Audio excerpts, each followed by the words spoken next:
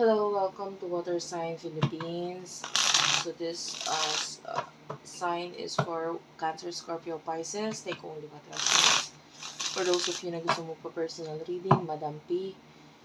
Uh, Unfortunately guys, wala na yung regular reading ko. So VIP reading na yung available sa akin. So kung gusto mo yun, doon ka lang sa Facebook page namin mag-inquire. And for further details, kung kailan ko ibabalik yung usual reading, i-announce ko na lang ulit yan. Okay, let's start. This is for water sign, Cancer, Scorpio, and Pisces. Kunin natin yung energy mo. Pagpasensya mo na lang kung nagalaw yung camera sa tuwing magsha-shuffle ako. Medyo hindi maganda yung aking stand ngayon dito. No? Medyo magalaw talaga siya. You deliver the Temperance, the Knight of Pentacles, Taurus, Virgo, Capricorn, Sagittarius energy, Cancer, Scorpio, Pisces at the bottom of the deck. Oh well, pagdating sa mga offers sa buhay mo, I'll tell you the truth ha. Yung iba sa inyo, masyado kasing isip ng isip na hindi yan mag-workout, wala ganito ganyan, hindi yan okay. But then, nandun yung marirealize mo, ayun pala talaga yung gusto ko. Diba? So, yung iba naman sa inyo, it could be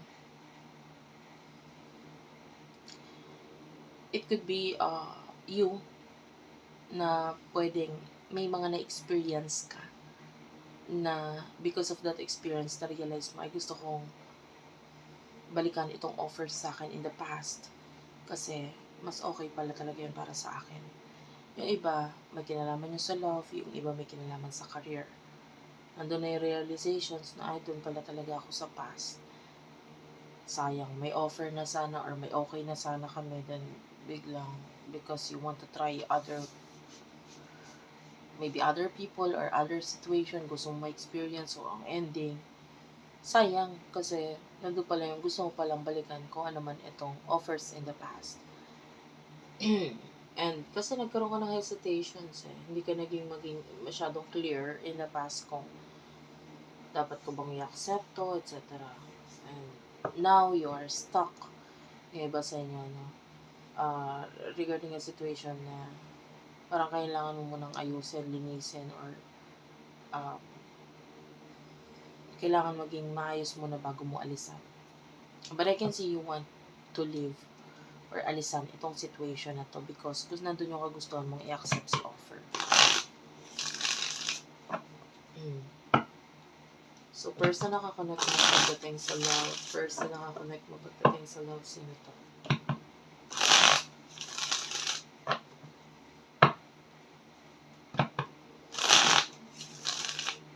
First na nakakonect mo pagdating sa love, sino to?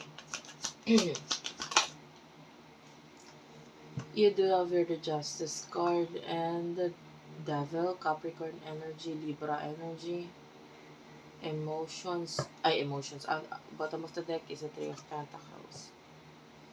Yeah, itong person na to, high chance na kaya naman yung binibigay or sinasabi yung mga offers sa'yo kasi with the Justice card, alam niya sa sarili niya that this is what you need. Ito talaga yung kailangan mo, ito yung kailangan mo, ito yung bagay sa'yo, ito yung mas mag-workout sa'yo. So, with the Devil card, you might feel like nung una, kasi mas pabor sa kanya kung bakit niya ino-offer sa'yo ito.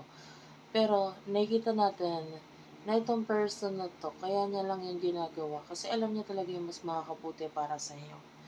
And then, ikaw, mas inisip mo na hindi, may mas better pa siguro para sa akin. But then, realize mo, tama nga siya. Ito nga, yung mas okay para sa akin. So, the Three of Pentacles, Taurus, Virgo, Capricorn energy, itong person na to yung magbibigay talaga ng growth sa'yo. Yung energy ng person na to is the Emperor, father figure, mother figure kind of energy. Excuse me. I feel like siya yung tipo ng tao na pag siya nagsalita, gusto niya masunod or mangyari kung ano yung sinabi niya. And then, yan nga, pero there's tendency na hindi nangyari kung ano yung mga bagay na sinabi niya sa'yo or gusto niya mangyari sa inyong dalawa. But then, definitely nakikita natin, ito talaga yung magbibigay ng growth ha. Hindi sa kinakampihan ko tong person mo na ito.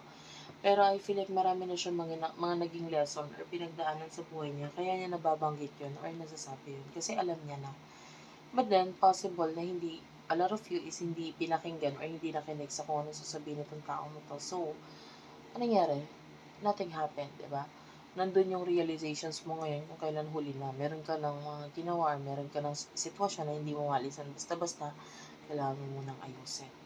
So, ano yung emotions niyo sa isa't isa? Excuse me, guys. For water sign, ano yung emotion niyo sa isa't isa? It over the Wheel of Fortune, the Queen of Pentacles, and the Nine of Pentacles. For now, gusto mo magkaroon ng pagbabago with regards to your career or yung iba gusto ng success eh.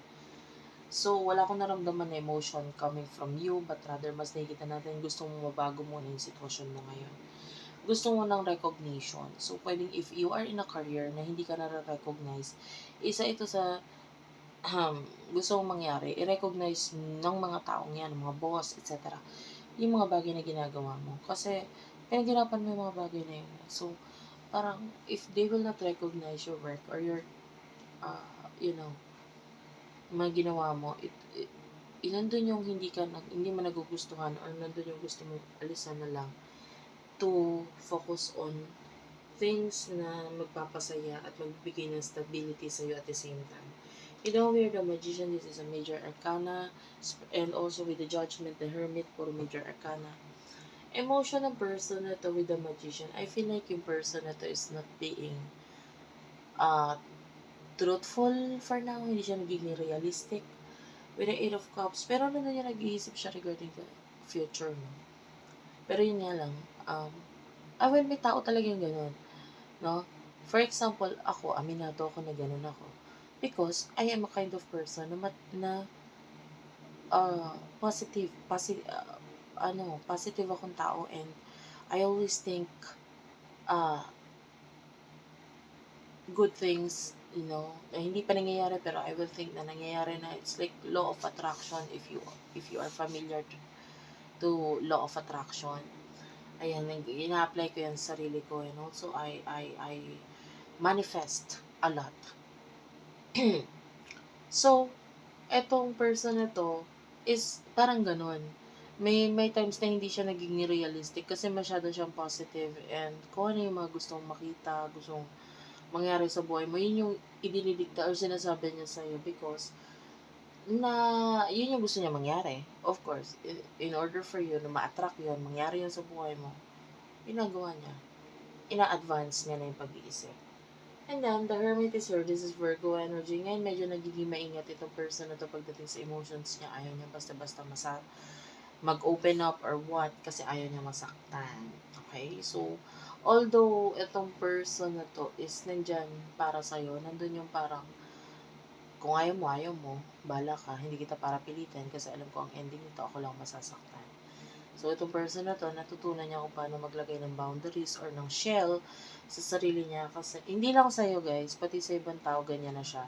Natutunan niya kung paano mag-withdraw or umalis sa isang situation, sa isang relationship, sa isang friendship na alam niyang hindi worth it para sa kanya.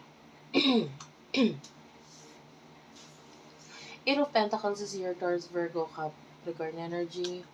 Ito nakikita natin itong person na ito, meron siyang mga technique ngayon with regards to kung paano makakakuha ng finances or money. I mean, I can see a person na magaling mag-advise with regards to that. Pero, pwedeng yung iba sa inyo kasi hindi mo pinapakinggan kung ano man yung sinasabi or advice niya sa inyo. So, what will happen in the near future sa inyo dalawa?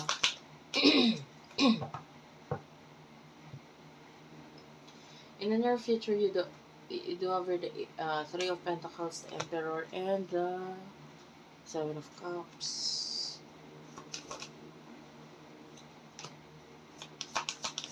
The Sun is here, Major Arcana, and then Two of Swords and the Four of Wands. Okay, may decision ka na gagawin talaga pagdating sa career mo in the near future.